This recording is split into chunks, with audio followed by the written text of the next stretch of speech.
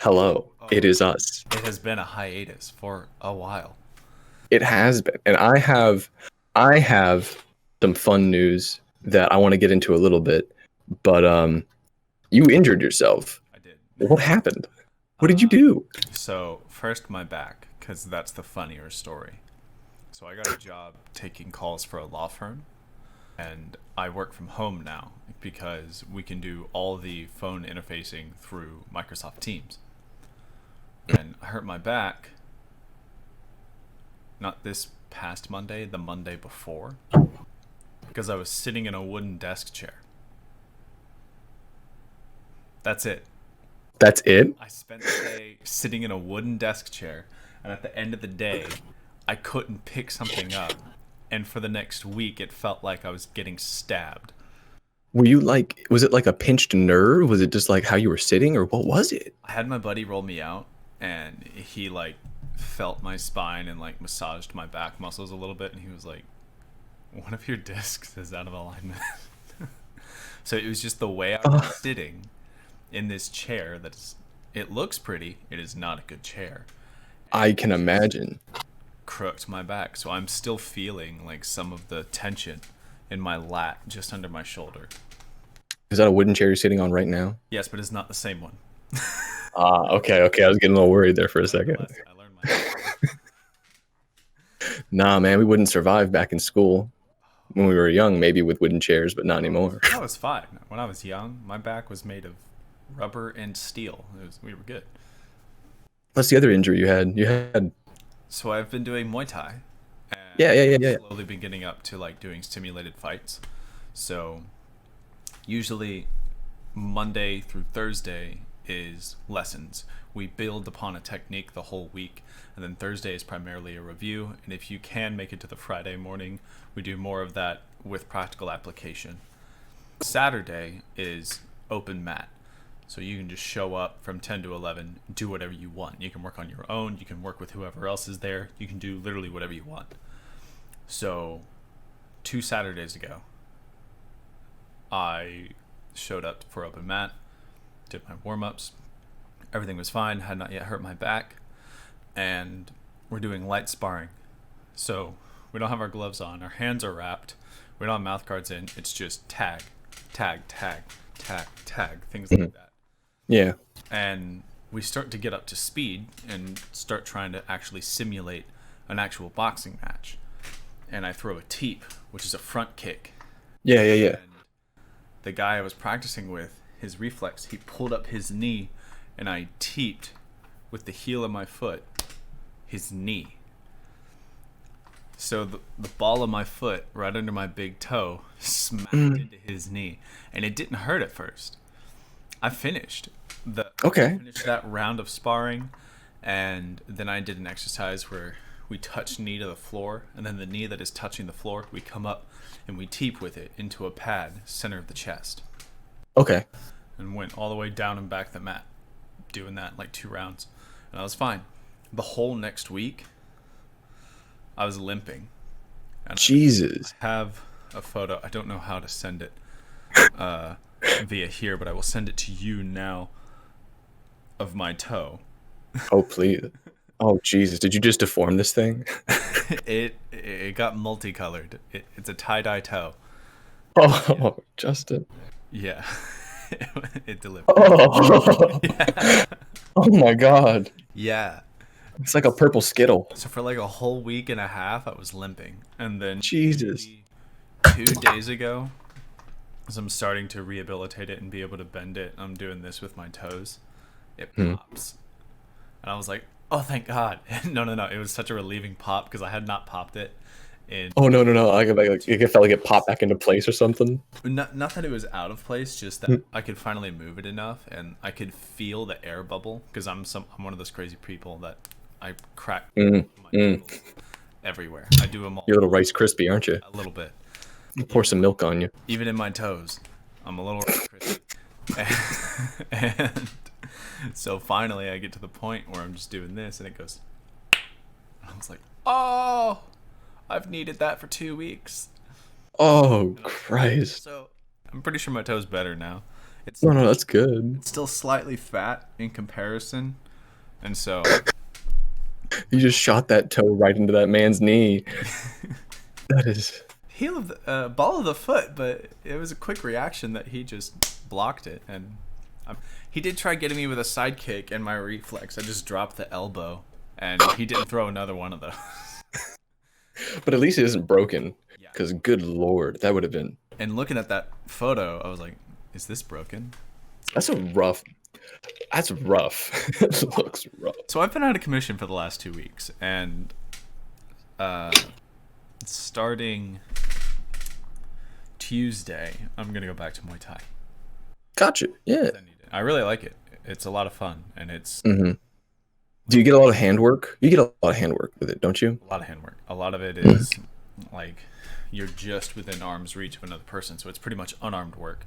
But there's an actual martial technique involved this time.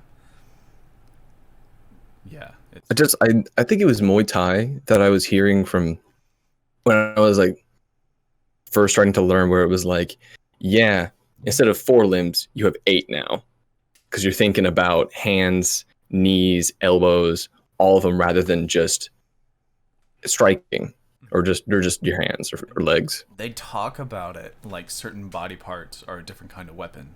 Like hands, they're your fists. Anyone can punch, and so they're just bludgeoning tools. Elbows, they describe elbows as being a knife. It's short, quick, precise cuts. Like a blade almost.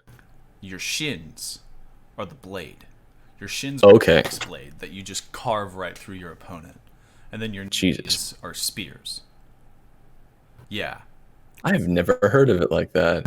It's an interesting breakdown that Why do they call them? What? Sorry. there's just a lot of force behind them. Like they don't have as long a reach as a spear would, but if you hit someone with a knee well enough, it'll like, even if you hit them in the side, it'll take them down to their knees. Gotcha. Depending on Man. like you can take someone to the ground just by hitting them in the liver. Yeah. Yeah. There's a. Do you think about your feet? Do you strike with your feet? You do, and I guess going so far, because shins are what you mostly use for kicks, but Yeah. Yeah. front kicks and side kicks, you use ball of the foot or heel, depending on which kick you're doing. And so it's technically 10 weapons. I wonder what those would be considered. Like a mace. See, that's what I Just a thought big. these were up here. Like, these Well, are- that's fair. Yeah. Yeah. They had to be a mace or a club. And so, and the leg has a slightly longer reach.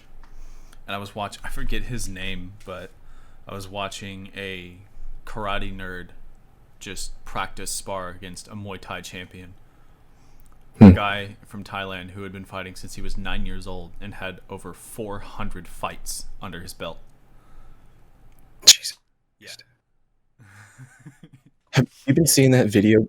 Oh my god. Have you been seeing that video going around recently? I don't know if it's new or even just late to the party, but there's like this 9-year-old Escrimador who's like a high level black belt, and he's going against this black belt, and they're just going back and forth. It's I don't know if you've seen it. Have you seen it? I haven't seen I'll send it to you later. Please do. Oh no. But also you've been talking about doing some forging. Have you been still going on that? Not recently. I've That's fair. had to get 2 jobs now. So I don't have a day off. I'm just Yeah. sneaking in things whenever I have windows of opportunity. But I work all 7 days a week, and Fridays are my longest day because I start the phone taking job at 10 a.m. I get a 30-minute lunch break. Then I get a 30-minute window to get to the wine tasting room, and I work until 9. Jeez. 10-hour day. You are hitting that grind, man. I've got to, man. No, I got you. Got to. But I'm hoping No. I can go full time at one of them in the next month or so. That way I can, Hopefully at that call center or that the call job, because depends. Actually, as I look at the wine tasting room, 14 an hour, then tips. And commissions on all bottle and can sales. ooh, Yes. that's not bad at all. It's pretty tempting. So Ooh. I need to get in good, and I need to talk to them. But I believe the opportunity is there for both of them. I just need to do some Hell yeah. calculations and figure it out. You had a story for me. I do. I do. So it's been a minute since we've talked, Mm-hmm. and I haven't been able to tell you that. I don't think I've been able to tell you this, or I think I've been deliberately keeping it a secret so we could talk about it here. You've hinted at least 4 times. Yes.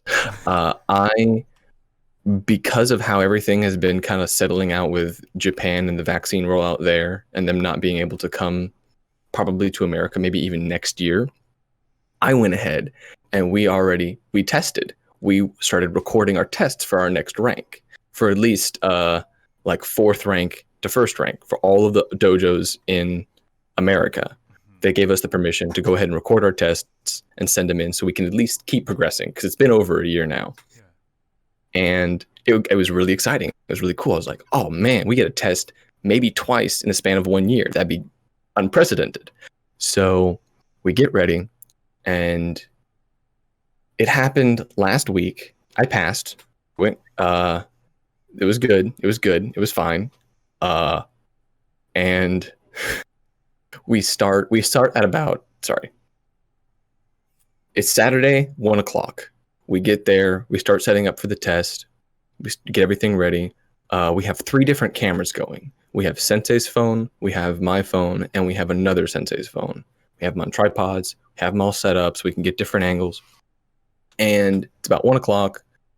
We do like a practice session, we kind of warm up, we get ready, we get rolling about 3:00. We start the ceremony at 3:00. We get everything moving. The other students start. I'm the second to last person to test. So it goes on for almost about near an hour. So it's rolling around near 4. And we've made sure that all of the, like my Wi-Fi's off, airplane mode, sound's off, all this stuff. And I get up and I go start testing. And I'm thinking, I'm like, here are all of these other students. They've never tested before. This is a really small, intimate setting. It's nice. They don't need to be so nervous, but I understand it's a nervous thing. So I was like, wait a second, just brush my head. I don't need to be thinking about their nerves. I just need to be thinking about my test. I need to make sure everything's okay for me. So I get ready, I breathe, I start doing my test. I start going, and I finish my test. I complete the last strike, replace the thing, and I'm stepping back into place. And my alarm goes off on my phone. And so in the middle of this test, you just start hearing Snoop Dogg playing. And nobody else is moving. And it's my phone. And so I'm like, as I'm getting ready to step back, flush red. And I'm like, oh God. And so I'm like stepping back into position. I'm trying to like keep all of the like posture and like do all the things I'm supposed to do. But I'm like, I just need to get to my phone. And I finally get over there, and it's still going. No one's touched it. And so somewhere in this recording being sent to the SeitOkai of my system in Japan for the 2021 tests, in the middle of it is just Snoop Dogg's Who Am I being played in the background during my test. And I tell you, man, I had such a heart attack that whole time. It was so embarrassing. But it was so beautiful. It was such a beautiful moment. I really hope you get bonus points for just pushing through and not reacting at all to that. I hope so. Because, man, it was so dumb. I can't believe that was like the one thing I missed. But no, I don't need to think about this. Bow, wow, wow, wow, wow, wow. Every time, because I wasn't even thinking. I was like, oh yeah, because they had told us we're gonna go till 4. We're not gonna go past it. And I'm like, oh yeah, no problem. God damn it. You should have taken. But nah. Oh no. But it was a mess. But it was good. When do you get your results? I mean, that's the kind of weird thing. We've never had someone fail because your sensei won't let you test if they don't think you can pass. Okay. So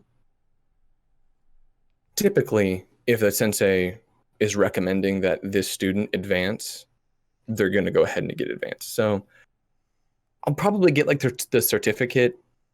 Well, actually, I don't know. Maybe in like next December. It takes so long to get their certificates, but Because they have to, like, because how many people did you say has to watch it? really only one person.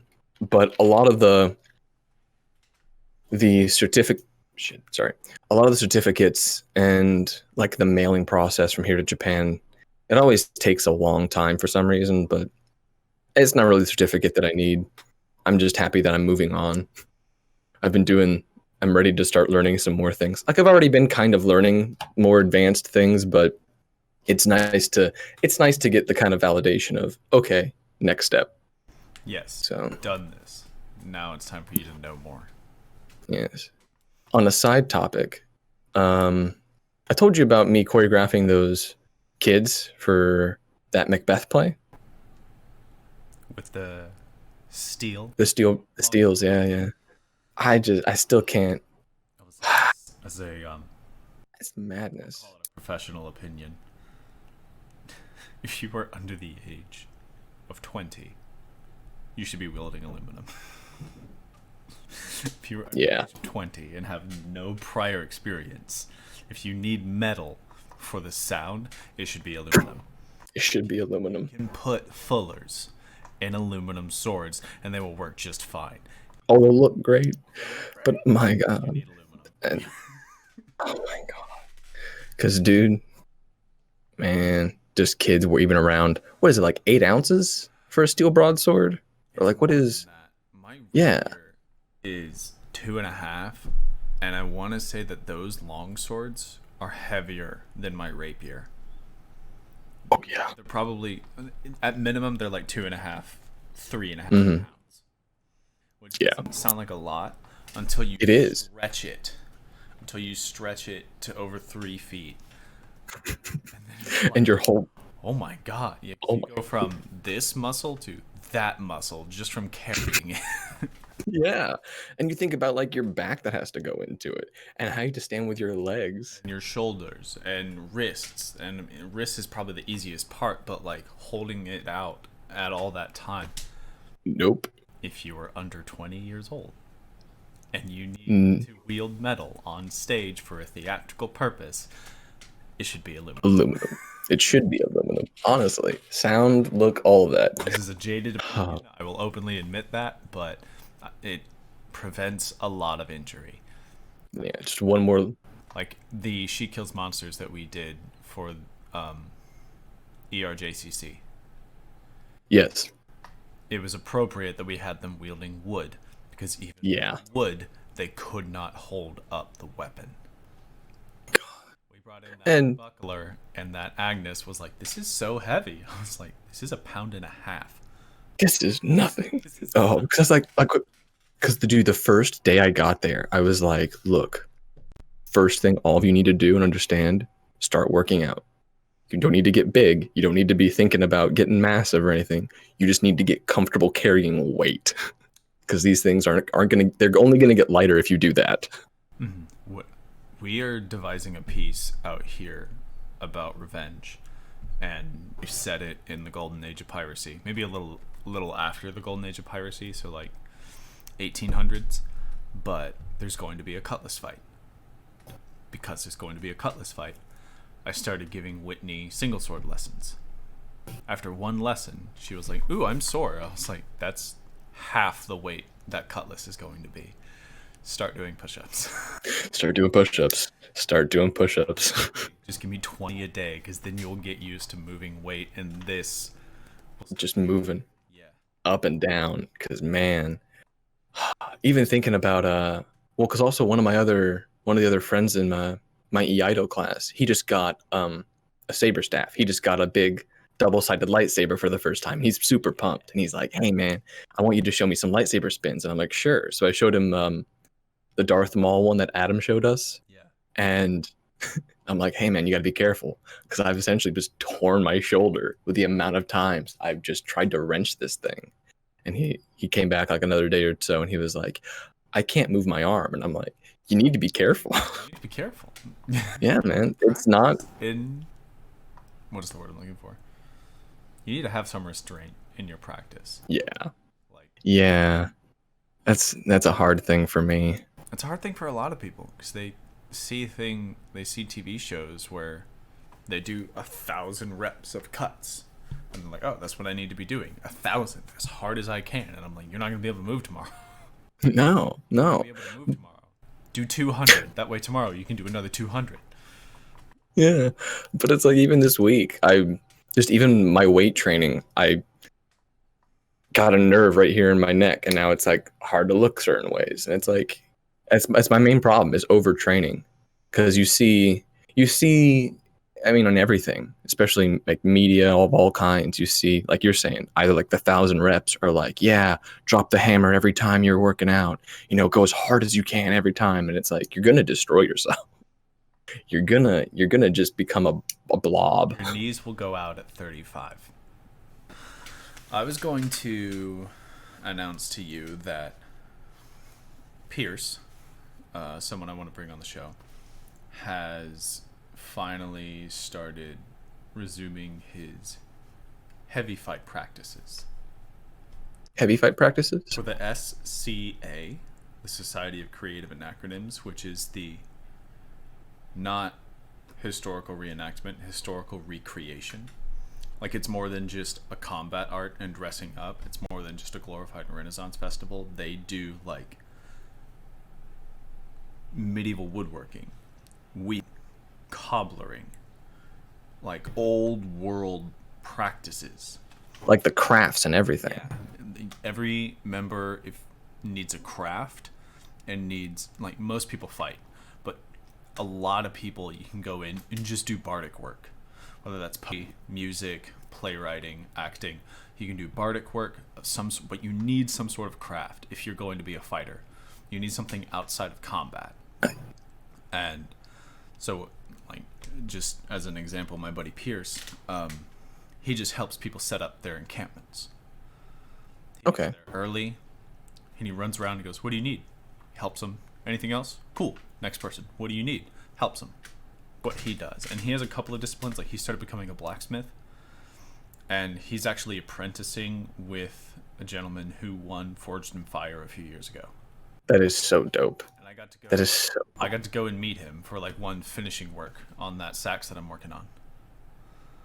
So I'm probably gonna start, like, when I get the time, I'm gonna ask for Sundays off once I go full time. Every Sunday or every other Sunday, I'm gonna go out to Yakima and have a lesson with this dude. That is so awesome. Because it's something I want to do, and it's an old world craft. I've always been interested. Dude, metalworking is fucking awesome. I love swords. You tell me I can make my own? Dude, could you imagine starting your own? I mean, if you've ever felt like it down the road, starting your own forge. Yeah. And so now, like, I'm primarily, like, using the stuff that Pierce has, but I'm still able to hammer out a rough shape in 3 hours. That's awesome. Yeah. I want access to a forge. They're expensive. But, oh no, they're very expensive. But in addition to that, he does heavy fighting, which is you're in the full metal armor, and it's sword and shield, or boar spear, or longsword, or whatever discipline you want to do. He's also in the rapier fighting. Well, do you use armor for that? For the rapier fighting with the SCA? Yeah, it's a little lighter armor, but for heavy fighting, he's got like a full chain shirt. He's got a metal helmet. He's got gauntlets and elbow protectors, knee protectors, because it is a rattan stick, but they are hitting you with it. Damn. Okay. Yeah, that's gonna leave that. Yeah, that's definitely gonna leave some marks. But okay, they use rattan. Even when you're armored, so they use like a tanned leather wrapped rattan. That's technically about short sword length, so 26 to 30 inches. Boar spear, it's like rubber tip and like boar spear, warhammer. They use all kinds of disciplines. Anything You're history, they'll do it. I'm gonna have to look at that because I have to look that up because I want to see what this looks like. I want to see how interesting that is. Hold on, SCA. give me just a second, real quick. That's pretty dope. I need to look up that SCA stuff. But other than that, I don't really have anything else to share. If you don't, That's really all. so we can go. I will say, moving forward, I need to be better about discipline. As other than Pierce, I'm the only rapier fighter I know out here. That's tough. And Pierce doesn't do exclusively Fabris. So it's just me. And I need to be reading, and I need to be picking it up every day, at least for 15, 20 minutes. Just moving around with it at least. Something. I've not actually picked it up pretty much since I got here. I know that feeling. When I moved to Maryland, fully honest, I never picked up my katana once. That whole time I was there, that whole 6 months, it's hard when you're the only person there. So, I mean, I need to get used to just being that lone dude who's like, all right. Sorry. just saw an earthquake happen. Sitting at my significant other's mother's craft table and lip a slight hangover. Oh, I see. Yeah, the cutting thing. Behind the scenes accidents, but I just need to be that weirdo who's just poking the air. It's the same thing as shadowboxing in Muay Thai. You have to fully imagine your opponent. You have to imagine what they are doing. And if your focus drops so that you just start throwing random combos, you're not going to do well in a ring. You need to imagine the opponent and see him in full focus. Yeah, you have to. If you don't, like you're saying, if you don't imagine the opponent, you're every time that you're striking or when you're practicing by yourself, you're not training. You're not practicing. You're not, firing the muscles off in the correct sequence, how you should be wanting them to, which is really clinical. But it's how you develop technique. It's how you get forward. Yeah, and forward. That's what I need to be doing with this treatise. Hell yeah. And I need to not, now that, because I had the test to motivate me to go to class more and get more excited about it. And now that test is over, I have to not let myself not go to class. Yeah. Because there's still more to do going forward. Oh my God, there's so much to do. Yeah. Because, at one point, I would like to come visit you up in Washington, because also in Washington, right across the way is Canada. And there's a ton of Iaido stuff in Canada, and a lot of a sister corporation over there, not corporation, sister dojo over there. It's like a 4-hour drive to the border. If that, depending on who's driving, it's probably closer to 3. But yeah, give me a reason to go to Canada. I've been looking for one. We can't now because apparently the border is closed due to COVID. Oh. But oh man, that's fine. Yeah. Thing. And also, you are still welcome to come out here. Oh, I know. Because I know Pierce is interested in EI, and if he has someone to show him something, you have someone potentially to practice your forms across. Yes. Well, I sent him a book that is out of print, and the system is actually dead. So I sent it to him, and he has it's